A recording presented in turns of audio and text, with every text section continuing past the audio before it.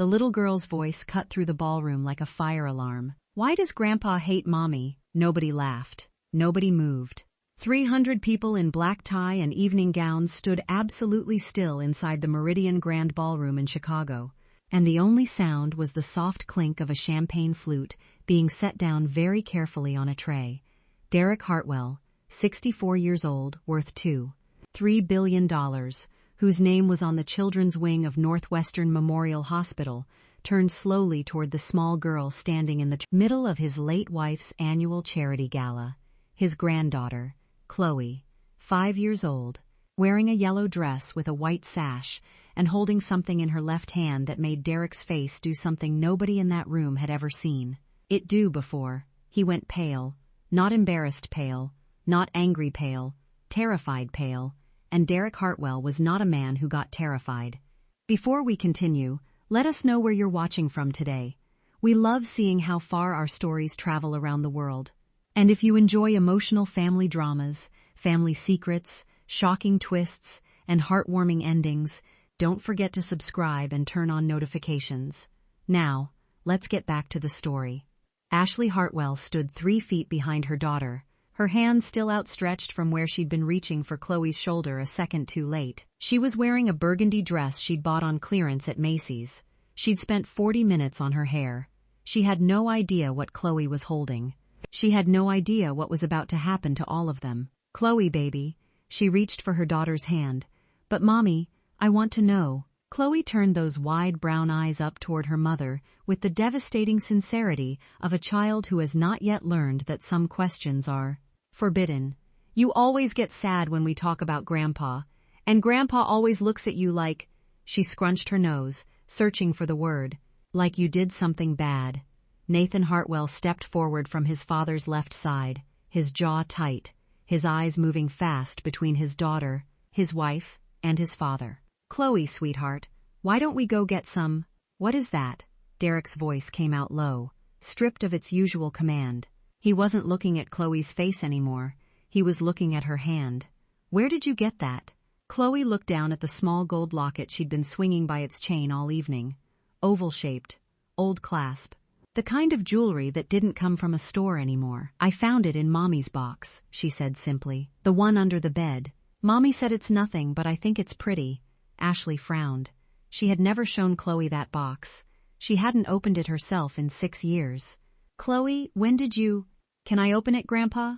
Chloe held the locket up toward Derek, her arm extended, completely unaware that she was holding something that could detonate every secret in that room. There's a picture inside, but it's really small and I can't tell who it is.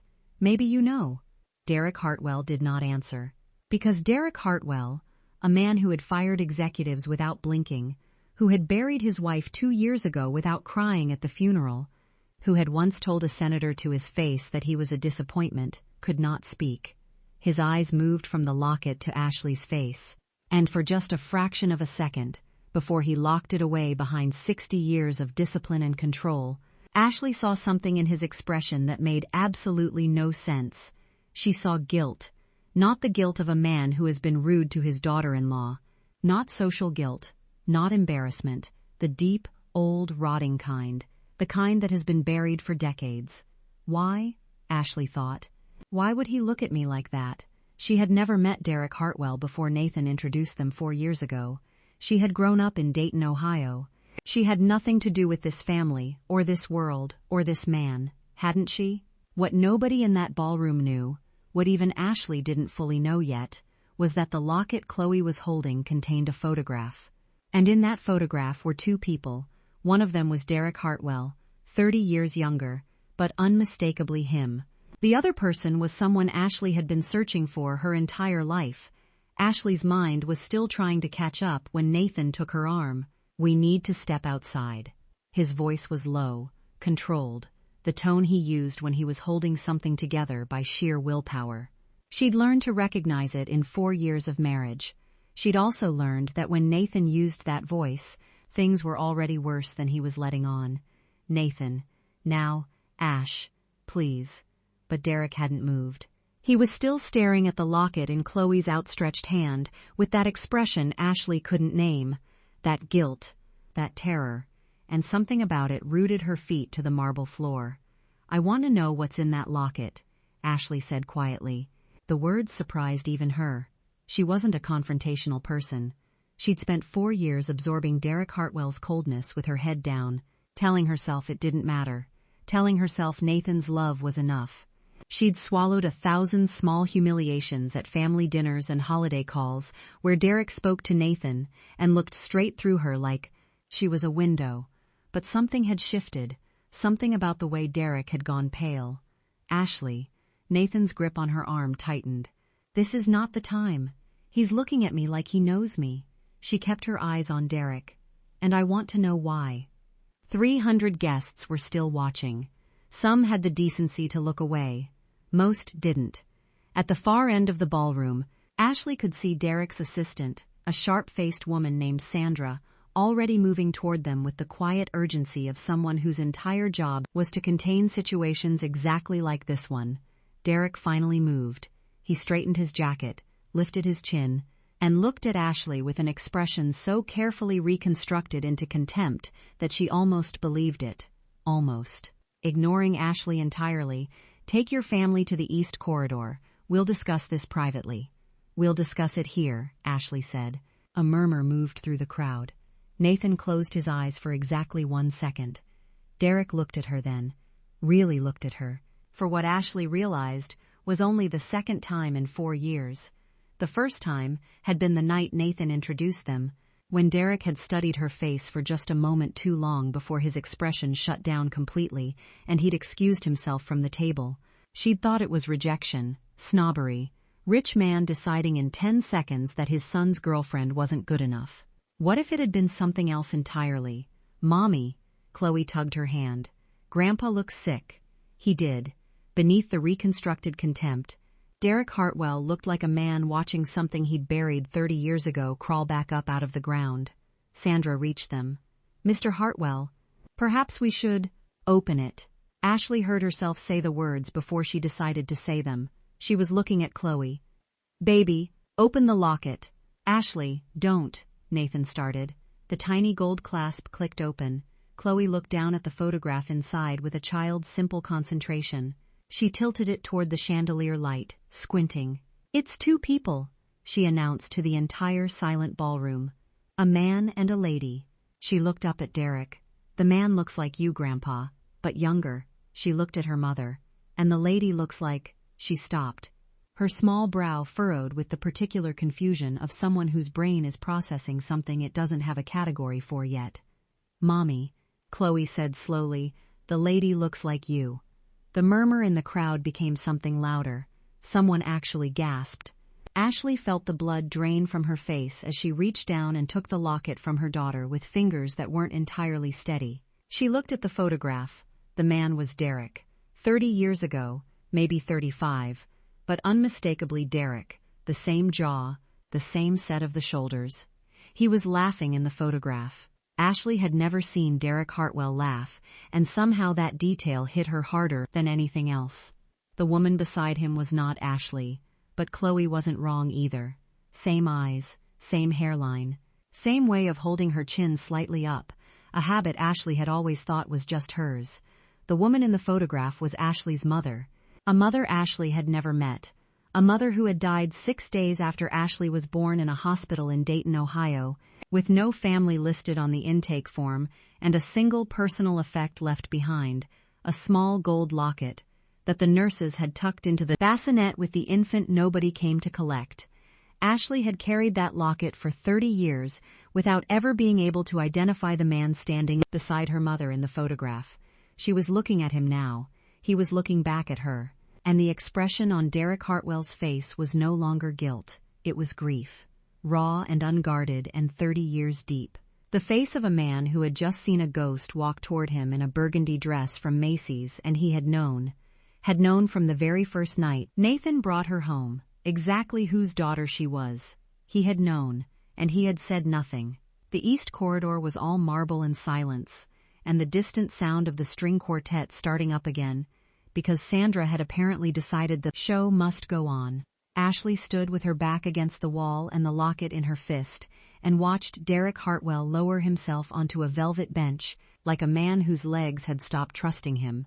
Nathan stood between them, looking back and forth with the expression of someone trying to solve an equation where the numbers kept changing. "Start talking," Ashley said. Derek was quiet for a long moment. In the ballroom, his world. In this corridor, something had shifted, and he seemed to know it. "Her name was Deborah," he said finally. "Deborah Simmons. She was 22. I was 31. He looked at his hands. It was 1991. Nathan made a sound that wasn't quite a word. "I was engaged to your mother," Derek said to Nathan, still not looking up. "We hadn't announced it publicly yet. Deborah and I, it was 4 months. I told myself it wasn't serious." A pause. "I told myself a lot of things." "You told yourself enough things to walk away from her," Ashley said. Her voice was steadier than she felt. She was aware of Chloe pressed against her side, too young to understand the words but old enough to feel the weight of them. "When she was pregnant," Derek's head came up. "I didn't know she was pregnant." "You didn't know because you didn't stay long enough to find out." The words hit him. She could see them land. "I looked for her," he said. 6 months later, when things became clear to me about what I'd thrown away, I hired people to find her. They told me she'd left Chicago. No forwarding address. No family." He stopped. His jaw worked. "They told me she'd died. They found a record. Dayton, Ohio. June 1992. 6 days after I was born," Ashley said. The corridor was very quiet. Nathan sat down slowly on the bench beside his father. He didn't say anything. There was nothing to say yet. The architecture of his entire life was being quietly demolished, and he was still in the phase of watching it happen, not yet in the phase of knowing what to do about it. "You knew," Ashley said. "The night Nathan introduced us, you looked at my face and you knew." Derek didn't deny it. "You look exactly like her. And you said nothing."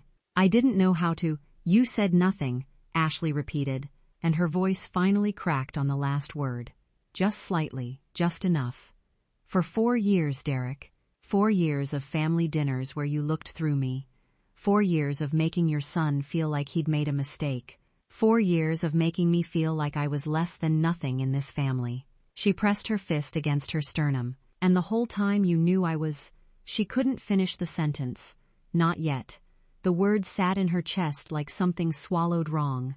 Chloe looked up at her. "Mommy, are you crying?" "No, baby." She was. "I'm okay." But she wasn't okay. Because the revelation that Derek Hartwell might be her father was only the first thing her mind had snagged on. The second thing, the thing clawing at the back of her brain with increasing urgency, was a question she hadn't asked yet. If Derek had hired people to find Deborah Simmons in 1992, and those people had reported back that she'd died in Dayton in June of 1992, why had nobody found the infant she'd left behind? Why had nobody come for Ashley? She'd spent 3 years in Ohio's foster system before a couple in Columbus named the Grants had adopted her at age 4. Nobody had ever come looking. No family, no father, no record of anyone searching. Derek had said he hired people. What exactly had those people told him? And more importantly, what had they not told him? "Who did you hire?" Ashley asked. Her voice had changed. The grief was still there, but something sharper had moved in front of it. "In 1992, to find Deborah. Who did you use?" Derek frowned at the shift in her tone. "A firm, Halcott Investigations. They were based in—" "Did they know she was pregnant?" A pause. "I don't see how that's—" "Derek," Nathan's voice, quiet and firm. "Answer her." Derek looked at his son. Something passed between them, a recalibration, a recognition that the power in this corridor no longer belonged to the man with the money. He turned back to Ashley. "I told them everything I knew about her," he said slowly, "including that I believed she might be expecting." The thing clawing at the back of Ashley's brain broke through. A firm hired by a billionaire in training to locate a pregnant woman with no family and no money. A firm that had reported back, "She's dead, nothing to find, case closed." But somebody had raised enough questions that Deborah Simmons had fled Chicago in the first place.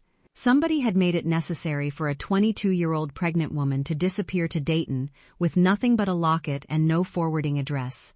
Ashley looked at Derek Hartwell, at the grief on his face that she was still deciding whether to believe. and ask the question that would crack everything open. "Did your family know about Deborah?" she said. "Before you did." Derek went very still. And in that stillness Ashley had her answer before he spoke a single word. Someone had known. Someone had intervened. Someone had made sure that Deborah Simmons vanished so completely that even a hired investigator couldn't find anything but a death certificate and a closed door. And that someone, Ashley was now almost certain, had been sitting in that ballroom tonight in a blue Chanel suit and pearls, smiling for photographs. Derek's older sister, Pamela Hartwell Cross, the woman who had managed the Hartwell family's reputation for 40 years. The woman who had handed Ashley a glass of sparkling water at the start of the evening and said, with a smile that hadn't reached her eyes, "You know, dear, some doors open easily, and some doors are locked for a reason." Ashley had thought it was just another version of the coldness she'd learned to expect from this family. She was only now understanding it had been a warning. Pamela Hartwell Cross was laughing at something a city councilman was saying when Ashley walked back into the ballroom. The laugh was perfect. Calibrated. The laugh of a woman who had spent 61 years deciding exactly how she appeared to every person in every room. Pamela was Derek's older sister by 4 years, thin and precise in a way that suggested discipline rather than nature, with silver hair cut close and a blue Chanel suit that probably cost more than Ashley's monthly salary at the pediatric clinic in Naperville, where she worked 3 days a week. Ashley had always found Pamela intimidating. She understood now that had been the point. "Ashley." Pamela clocked her approach without turning fully. "A talent. You look flushed, sweetheart. Has the evening been overwhelming? I need to talk to you, of course. After the now." The councilman melted away. These things happened around the Hartwells. People sensed pressure changes and redistributed themselves accordingly. Pamela looked at Ashley for a moment with those pale eyes that never quite warmed. Then she set her champagne flute on a passing tray with the finality of someone who has decided a conversation is going to happen on her terms, regardless of who initiated it. "The terrace," she said. The terrace was empty. November in Chicago had seen to that. Their breath came out in small clouds, and the city glittered 30 floors below them, and Ashley gripped the locket in her coat pocket and thought about Deborah Simmons, at 22 years old, pregnant and alone, and running from something. "You knew about my mother," Ashley said. Pamela was quiet for 3 seconds. In Ashley's experience, people who needed 3 seconds before responding to an accusation were not thinking about whether it was true. They were deciding how much of the truth to release. "Derek told you," Pamela said finally. "Derek told me about Deborah. He didn't know about me." Ashley watched Pamela's face. "But you did, didn't you?" It wasn't a question anymore. Pamela turned to look at the city. Her profile was sharp against the skyline, elegant and unmoved, and for a moment Ashley hated her so thoroughly it felt clarifying. "Your mother," Pamela said carefully, "was a kind girl who was in a situation that had no good outcomes." That's not an answer. She was 22 and pregnant and unmarried, and Derek was about to become engaged to Margaret Calloway, whose father controlled half the commercial real estate on the North Shore. Pamela's voice was even, informational, as if she were describing a business negotiation, which Ashley was beginning to understand was exactly what it had been. There was no version of that story that ended well for anyone. "There was a version that ended well for you," Ashley said, "and for Derek's engagement, and for the Hartwell name." Pamela said nothing. "You found her first." Ashley's voice was shaking now, and she couldn't stop it. "Before Derek's investigators. You found Deborah, and you told her to disappear. And then when Derek hired someone to look, you made sure they found a clean story." She stopped. The next part was the part she'd been turning over in her mind since the corridor, and it still felt impossible even as she said it. The death certificate, the Dayton record. You didn't just let her disappear, you buried her completely. You made Derek believe she was dead so he would stop looking. The silence that followed was the loudest thing Ashley had ever heard. "She agreed," Pamela said quietly. "I want you to understand that. Deborah wasn't coerced. She was a young woman with no money, no family, a baby coming, and a man who was never going to choose her. I gave her a way out, enough money to start over, a new record. A clean, You gave her enough money to disappear and then she died anyway. Ashley's voice broke fully on the last word. She died 6 days after I was born, and I spent 3 years in foster care, because nobody knew to come find me. Because you'd erased her so completely there was no trail, no family, nothing. She pressed her hand flat against her sternum. I was 4 years old when someone finally adopted me. 4 years old, Pamela.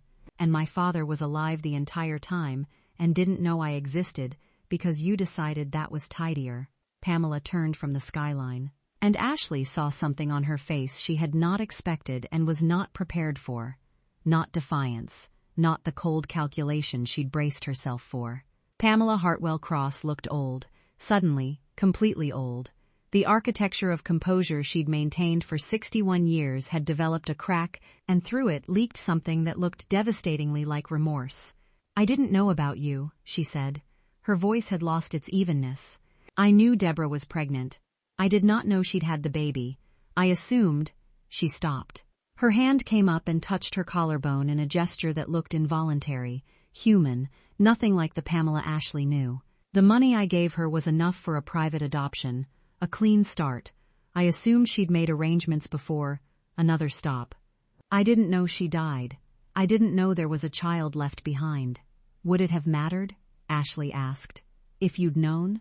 The question sat between them in the cold Chicago air, and Pamela, controlled, precise, 61-year-old architect of the Hartwell family image, had no answer, which was itself the most damning answer possible.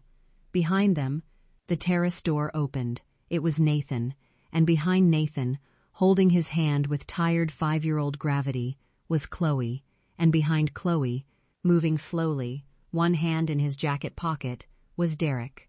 Ashley looked at the 4 of them, her husband, her daughter, the father she'd never known she had, the woman who had made sure she never would, and felt the strange, suspended calm of someone standing at the absolute bottom of something, looking up, understanding that the only direction left is the one that requires the most courage. She opened her fist. The locket caught the city light. I want the truth, she said. All of it. Tonight. From both of you. Her eyes moved between Derek and Pamela. And then I want to decide what happens next. Not you, not your lawyers, not your family image. And whatever he saw in her face made him look away first. Me. Nobody argued, which told Ashley everything about how completely the ground had shifted beneath the Hartwell empire tonight. But what she didn't know yet, what none of them knew, was that Pamela had not told her everything. There was one more piece. A piece that would not just reframe tonight's revelations, but would reach back 30 years and rearrange every assumption Ashley had built her understanding on. The private investigator Pamela had hired in 1992 to find Deborah Simmons. He hadn't just found Deborah, he had found something else. Something he'd put in a file and given to Pamela, and Pamela had locked in a safety deposit box at a bank on Michigan Avenue and had not opened in 30 years. Inside that file was a document that proved Deborah Simmons had not fled Chicago alone. She'd had help, and the person who had helped her was still alive, still in this city, and had been watching Ashley Hartwell from a careful distance for the last 4 years, waiting for exactly this moment. The name came out of Pamela like something she'd been holding underwater for 30 years. Sandra Okafor. Ashley blinked. What? My assistant. Derek's voice was barely above a whisper. He was looking at his sister with an expression Ashley couldn't fully read, part disbelief, part the slow, nauseating recognition of a man counting backward through decades of proximity to someone he thought he knew. Sandra has been my assistant for 22 years. 26, Pamela said. She came to me first, 4 years before she came to you. The terrace had gone absolutely still. Chloe had fallen asleep against Nathan's shoulder, one small hand curled under her chin, mercifully insulated from the conversation, dismantling the world around her. Sandra knew Deborah, Ashley said slowly. They grew up together, Pamela said. Evanston, same street, same school, 12 years. Sandra was the one who called me in 1992. She told me about Deborah and Derek. She was trying to protect her friend. She thought if I knew, I could pressure Derek into doing the right thing. Pamela's mouth tightened. She misjudged what I considered the right thing to be. You paid her off, Nathan said flatly from the doorway. I offered her a position. Well compensated, discreet. Pamela's voice had regained a fraction of its precision. The way a person grabs for familiar clothing when they feel exposed. She accepted, and then she spent 26 years staying close to this family, Ashley said. The shape of it was assembling itself in her mind with horrible clarity. She stayed close to you, and then she moved to Derek, watching, waiting. Ashley looked at her father. The word still felt like a foreign object in her mind, father, and saw the same realization crossing his face. She knew about me. The file, Pamela said quietly. The investigator's file that I had locked away. Sandra knew it existed. She was in the room when he delivered it. A pause. She knew what was in it before I did. What was in it? Nathan asked. Pamela looked at Ashley. Only Ashley, as if the answer belonged to her and she was finally, 30 years too late, returning something stolen. Pamela said. The investigator found the hospital record. Deborah had listed an emergency contact on her intake form. Someone who was with her when she delivered. Someone who signed a witness document when Deborah made her final arrangements for the infant. Pamela stopped. Her hand went to her collarbone again. She didn't abandon you, Ashley. She made a plan. She left you with someone she trusted. A nurse at the hospital named Carol Briggs, who had agreed to ensure you were placed with a good family and who had kept the locket and the photograph to give to you when you were old enough. Ashley felt the ground shift beneath her feet. The foster system. Carol Briggs died 8 months after you were born. A car accident. Whatever arrangements she'd made died with her, and you fell into the system before anyone knew to catch you. Pamela's voice fractured on the last sentence, just barely. Deborah didn't abandon you. She made the best plan she could with the life she had left. And the plan failed, because the world is cruel and random, and I had made it impossible for anyone in her real life to find her. The silence that followed was the kind that doesn't ask to be filled. Ashley stood in the November cold 30 floors above Chicago and held the locket and let the information move through her in waves. Her mother had not left her. Her mother had been 22 years old and dying, and had done everything she could think of to make sure her daughter landed somewhere safe. The plan had collapsed, not because of abandonment, but because of a car accident, and a locked file, and 30 years of a secret maintained by a woman in a blue Chanel suit. She was crying. She hadn't noticed when it started. Sandra. Nathan said the name like a question and an answer simultaneously. They found her inside, near the ballroom's east entrance, already in her coat. She had her bag on her shoulder. She had read the room the way she'd read rooms for 26 years, and she knew. She didn't run when she saw them coming. Ashley had expected her to look guilty or frightened.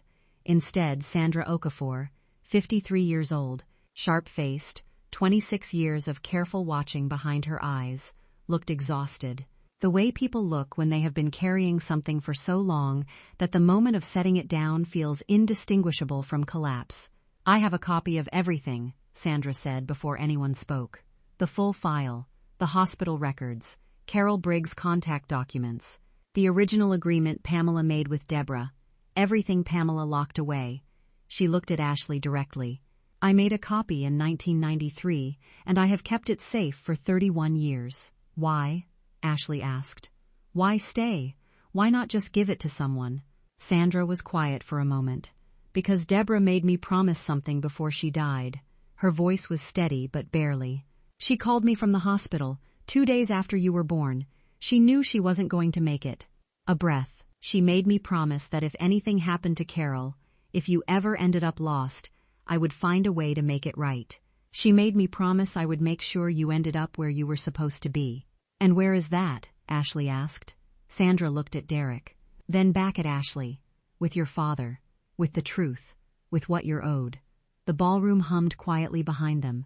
300 people moving through the remainder of an evening that had no idea what had just happened in its margins. Derek Hartwell took one step toward Ashley, then stopped. His whole bearing, the money, the power, the 64 years of never being the one to cross a room toward someone, seemed to crumple inward quietly, and what replaced it was something Ashley had not expected. He looked like a man who had been allowed, for the first time in 30 years, to grieve something openly. "I didn't know," he said. His voice was stripped of everything except the fact of it. "I swear to you, I did not know you existed. And I know that doesn't—" He stopped, started again. "I know that doesn't change what it was like to grow up without anyone coming for you. I know an apology is the smallest possible thing I can offer." He looked at the locket in her hand. "But I'd like to try, if you'll let me." Ashley looked at her father. She looked at her husband, who was watching her with the steady, patient love of a man who had always believed she deserved more than she'd been given. She looked down at Chloe, still asleep, entirely peaceful, her small chest rising and falling against Nathan's shoulder, carrying in her small body the blood of a family that was finally, messily, painfully becoming whole. She looked at the locket. Her mother at 22, laughing beside a man who hadn't known enough yet to stay, a photograph taken before the loss, before the running, before all the years of silence and locked files, and a little girl growing up in Columbus, thinking nobody in the world had ever looked for her. Somebody had looked for her. Somebody had spent the last hours of her life making sure there was a plan. The plan had just taken 30 years longer than anyone intended. "I'm not forgiving you tonight," Ashley said to Derek, and then to Pamela. "Either of you. What was taken from me, from my mother, that doesn't get resolved in a conversation on a terrace." She closed her fingers around the locket. "But I'm not walking away either. Chloe deserves to know where she comes from, and I deserve the file. All of it. Every document Sandra has. Every record that exists of my mother's life." "You'll have it," Sandra said. "All of it. By tomorrow morning." Ashley nodded. She looked at Nathan. He held out his hand. She took it. They walked back through the Meridian Grand Ballroom, Ashley and Nathan and sleeping Chloe, past 300 people who would spend the next week trying to piece together what had happened from fragments and rumors and the memory of one clear, small voice asking a question that had no business being answered in public. Why does Grandpa hate Mommy? He hadn't hated her. He had been terrified of her. Terrified of what her face meant, what her existence proved, what looking at her required him to feel. That wasn't forgiveness either, but it was the beginning of understanding. And understanding, Ashley had learned in 31 years of building a life from nothing, was always where everything had to start. In the elevator, Chloe stirred. Blinked up at her mother with heavy, confused eyes. "Did something happen?" she murmured. Ashley smoothed her daughter's hair back from her face. "Yes, baby," she said. "Something good." She wasn't entirely sure that was true yet, but she was going to work toward it. And for the first time in her life, she wouldn't be working toward it alone. And that's the end. Thank you for listening to this story. If you enjoyed it, please like the video, subscribe to the channel, and share your thoughts in the comments below. What would you have done if you were Ashley? Would you have forgiven Derek and Pamela? We'd love to hear your opinion. And if you enjoy emotional family dramas, billionaire secrets, inheritance battles, and unforgettable twists, make sure to subscribe so you never miss a new story. Until next time, take care, and thanks for watching.